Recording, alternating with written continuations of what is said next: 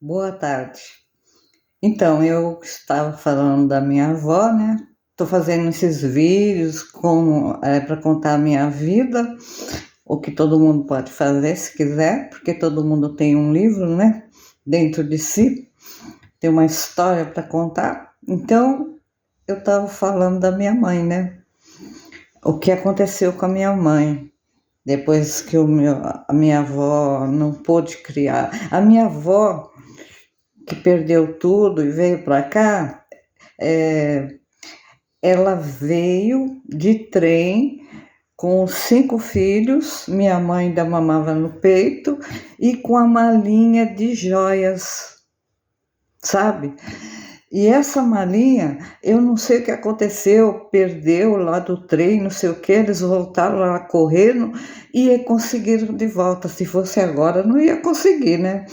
E foi exatamente essa malinha que fez com que minha avó fosse vendendo, e com o tempo ela comprou esse terreno aqui que a gente mora. E depois, com a morte do meu tio, né,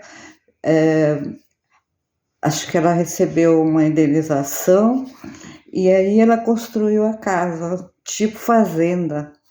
É tipo fazenda, aquelas casas com sótão, aquelas janelas de fazenda, mas de pobre, viu? É uma imitação daquelas casas, né? Porque as casas dos parentes lá do Saboia era palacete, casarões, tinha na Avenida Paulista e tinha na Avenida, na Vila Mariana, tipo 40 quartos e por aí vai. Aí o que que eles fizeram, né? Agora eu vou voltar para minha mãe. É, a minha mãe ficou na casa da tiazinha e lá ela sofreu muito, escravizaram ela. Ela trabalhava a troco de comida. E ainda por cima, a tiazinha dava comida azeda. Sabe quando estava verdinha assim? Minha mãe conta, ela não era de mentir, não. E aí a minha mãe, tu tem uma parte ruim e também tem uma parte boa. A tiazinha tinha um filho chamado José, era engenheiro, ele que fundou a escola politécnica. É uma escola que tem ali Paula Souza, ele e um outro que fundaram. O José era muito querido. Mas depois eu conto um pouquinho a história do José bem rápido. Primeiro eu vou contar o que o José fez. Era ele, a tiazinha, minha mãe e o José. E a minha mãe não comia com eles na mesa. Aí ele pegou e falou para minha mãe: Mãe, não, daqui para frente a Olívia vai comer na mesa com a gente. Então eu tinha aquele café da manhã que minha mãe nunca tomou, coitada. Queijo. Minha mãe disse que era uma coisa o café deles de manhã. Era frutas, era pão, torradas, manteiga boa, tudo do bom e do melhor. E era o café deles. E aí minha mãe já sentava na mesa e ela ficou um tempo, viu? Almoçava com eles, a comida deles, a comida boa. Que eu acho que ela tinha cozinheira, porque eles eram ricos, né? A minha mãe fazia algum serviço, eu não sei qual o serviço que a minha mãe fazia, se ela limpava, se ela varria, se ela lavava a louça, mas a cozinheira eles tinham. E aí, o José foi o anjo da guarda da minha mãe. Ela sempre fala isso. E eu tenho foto dele também. E o José era muito bom mesmo, sabe? É gente que não existe mais, né? Quer dizer, existe, mas igual o José assim. Até eu gosto dele sem conhecer ele, pelo que a minha mãe contava. E ele pegou, infelizmente, o José morreu. Ele tinha o coração grande. Ele era bom de coração e tinha coração grande. Então ele morreu novo, deu um problema no coração. A minha mãe disse que o dia que ele morreu, no velório dele, São Paulo inteira fechou. Era assim naquela época. E os carros, sabe? Os carros, eles iam seguindo aqueles carros antigos, né? Lá de 1900 e bolinha, né? E eles foram tudo no velório, foi muita coisa, muita homenagem para ele. Minha mãe foi também. Aí acabou a vida da minha mãe, né? Aí o que aconteceu? A minha mãe não quis mais ficar lá, fugiu e veio morar com a minha avó. Aí a minha avó já tinha comprado esse terreninho e fez um barraco, porque antes dela fazer a casa, que parecia uma casa de fazenda, ela era barraco. Aí a minha mãe veio para cá, ficou com ela. E o meu tio Lauro também foi judiado, muito judiado. Ele era um cara inteligentíssimo, sabia latim, francês, inglês. Ele desenhava muito bem. Até eu tenho a minha sobrinha aqui que desenha muito bem, já está fazendo quadro. Acho que ela herdou dele. Uma maravilha, ele desenhava o avião por dentro, por fora, e ele nunca entrou no avião, pelo que ele estudava. Porque quando o meu tio ficou lá na casa dos Saboias ricos, né? Não era na casa onde minha mãe estava, era em outra.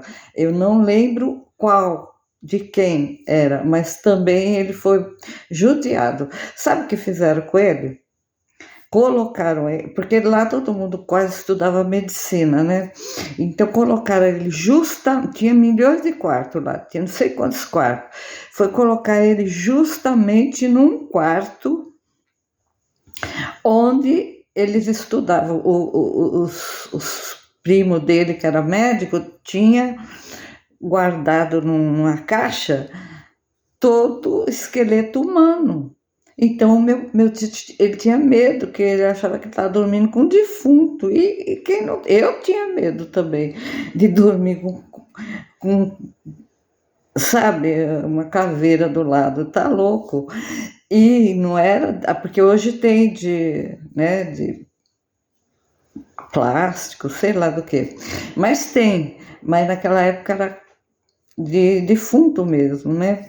Para os estudantes, né, estudarem a anatomia, toda coisa do corpo humano.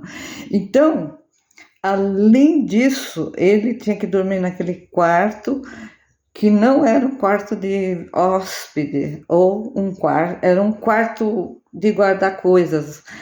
E o que tinha também muito nesse quarto eram livros. E aí que o meu tio começou a estudar por sozinho, ou não sei se alguém ensinou também, às vezes tem alguém que era legal, né? E a obrigação do meu tio, eu sei, a da minha mãe eu não sei, mas a dele eu sei.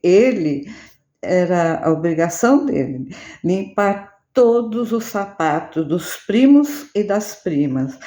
Depois que limpava, passava a graxa, engraxava e outras coisas que ele acho que tinha que fazer, porque o dia inteiro, né? E nas horas de folga ele lia os livros. E ele era muito inteligente. Tanto que quando ele voltou para cá, que ele também saiu, fugiu. Fugiu e descobriu que a minha avó já estava aqui, já tinha um barraco, ele não quis nem saber. Tocou todas aquelas mansões lá para o barraco. Vamos morar no barraco que é melhor. E olha, esse barraco aí eu cheguei também a pegar. Não tinha banheiro, fogão de lenha, ferro, aqueles ferrão, sabe? Ferrão preto, de carvão. Era esse o ferro que tinha. E não tinha água, não tinha luz, tinha poço. Todo mundo tinha um poço em casa. E o meu tio veio e desenvolveu uma doença muito triste que levou ele ao suicídio. Infelizmente, naquela época não tinha tratamento como tem hoje. Não, ele não era bipolar, é primo do bipolar. O bipolar é primo do esquizofrênico, sabe? É primeiro o esquizofrênico, depois o bipolar. É assim que funciona. Depois vem depressão, ansiedade e tal. Mas no bipolar já tem tudo isso: ansiedade, depressão e euforia. Aí o meu tio veio, o dele era esquizofrenia. E ele ficava falando sempre assim: um dia eu vou me matar. Ele chegou aqui, ele conseguiu, no começo ele não estava tão ruim, ele conseguiu um emprego sozinho, não sei como é que ele fez, ou se alguém indicou, para carteiro, era, sabe, não era um cara que cavava na rua, que nem o meu tio Mário puseram ele para cavar, fazer buraco na rua, né? E o meu tio Mário saiu também e ele deu um rumo maravilhoso, ele transformou a vida dele. Mas o meu tio Lauro ficou um tempo de carteiro, registrado, tudo direitinho, e chegou uma época que a doença veio. Ainda ninguém tinha descoberto que ele tinha isso, ninguém. A gente sabia que ele era muito sensível, né? Minha mãe falava, o Laura é muito sensível. E ele chegou para minha avó e falou assim: oh, mãe, leva essa menina daqui, porque eu morava junto com a minha mãe, com a minha avó e com ele, nesse barraco. Leva essa menina daqui, porque qualquer dia eu vou me matar. E eu vou levar ela junto, porque eu não vou deixar ela aí sozinha. Então, eu vou estar tão perturbado, que ele tinha noção que ele estava perturbado. E ele não tinha remédio. Hoje você podia tomar lítio, tanto remédio que tem para esquizofrenia, que ele precisava sofrer tudo que ele sofreu. Quando chovia, ele se escondia debaixo da cama. E aí, o que aconteceu? Um dia ele se suicidou. Aí foi um horror. Minha mãe ficou muito mal, minha avó ficou muito mal, a família ficou muito mal. E vão parar por aqui para continuar a história.